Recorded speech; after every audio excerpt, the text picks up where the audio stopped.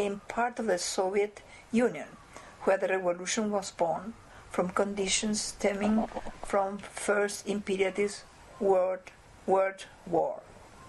This also happened after the Second War, which spread socialism through Eastern Europe as well as in Asia and in Africa.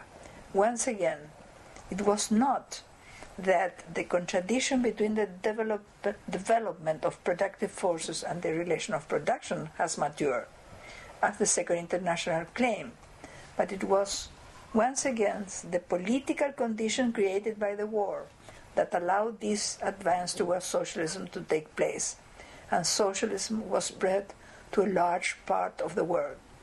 The more powerful forces in all these cases was the peasantry, and not the industrial working class, which was a minority.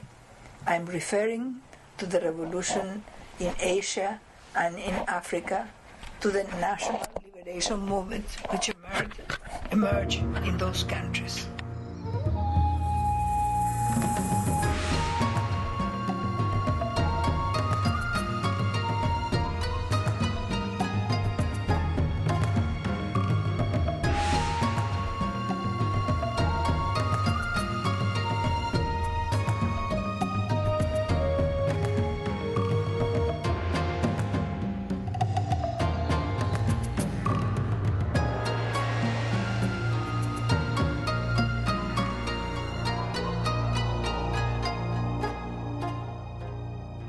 Ahora vamos a pasar al tercer tipo de transición.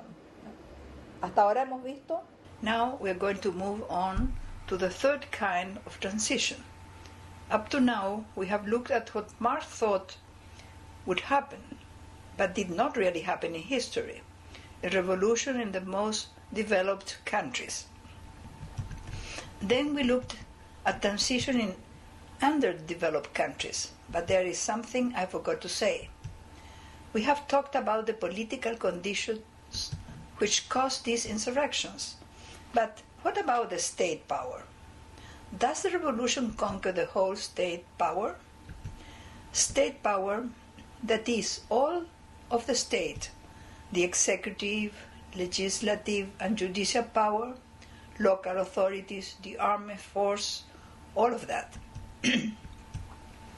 These insurrections lead to revolutions. These revolutions destroy the state machine and build a new one. But there is a third type of transition, which some refuse to accept as a transition to socialism, that also takes place in underdeveloped countries. It takes place in processes where only the government is taking over. And it is from the government, a part of the state power, that begins to move towards the socialist goal. This is happening in several of our Latin American countries. Entonces eso le da todas unas características, ¿no? Especiales. ¿Y por qué ocurre en América Latina esto? Why is this happening in Latin America?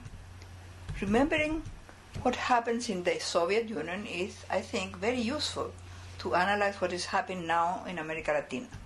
We have to begin saying that our popular rebellions were not armed processes. Bigger and bigger popular sectors affected by neoliberalism began first to resist neoliberalism and then took the offensive. There were not armed insurrections. There were some spontaneous insurrections or uprisings against government, presidents who were stopped, but there was not yet a structured struggle which would make it possible for the people to take the power. Later on, many of these social movements understood that they either had to make alliance with the political parties or create their own political instruments, as was the case of the MAS in Bolivia and the Pachakutik in Ecuador. They became conscious that it was of primordial importance to elect a candidate who represents anti-neoliberal programs. The horrors of neoliberalism in Latin America create political conditions for our people to become capable of understanding that they had to vote left or center-left candidates into power, in spite of conservative media propaganda. So here we have transitions in underdeveloped countries, but also with a limited power of state. The teeny bit of state power won in the elections.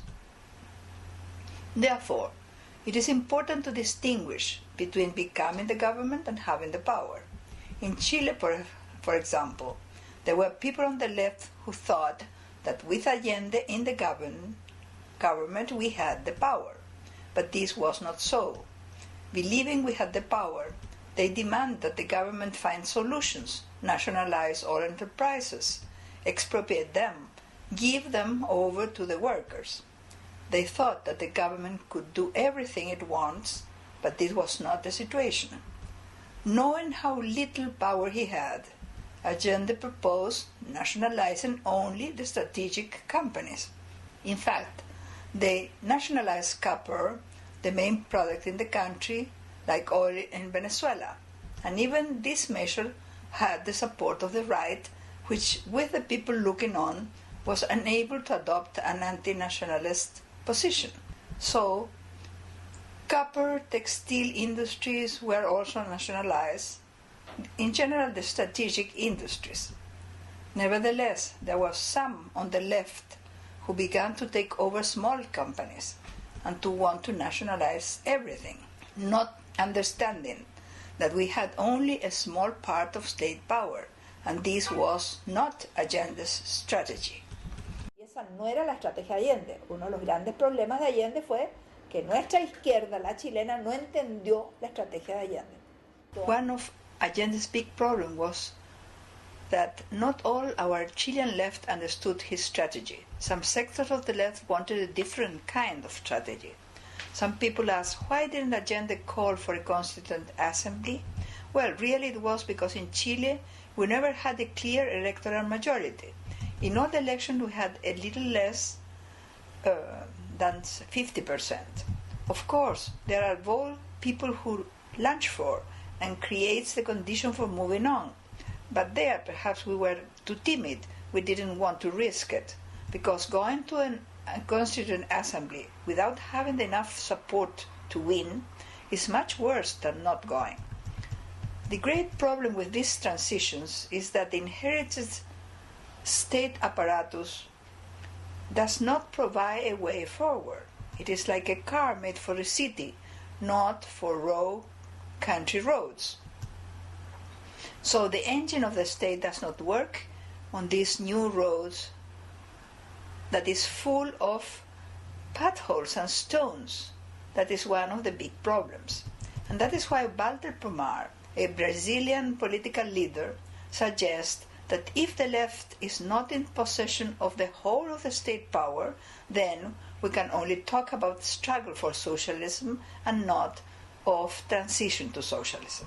I don't share this opinion, because I think that any process initiated by a government which rejects today's capitalist system and is trying to go down the road towards socialism is part of a process of transition to socialism.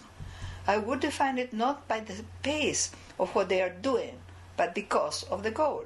And in fact, when Lenin was asked why call it socialism in Russia, he says, in Russia, it's not capitalism, because our goal is not to reveal or reformulate or improve capitalism. It is socialism because we want, by taking an enormous number of steps, to move forward to the goal of socialism.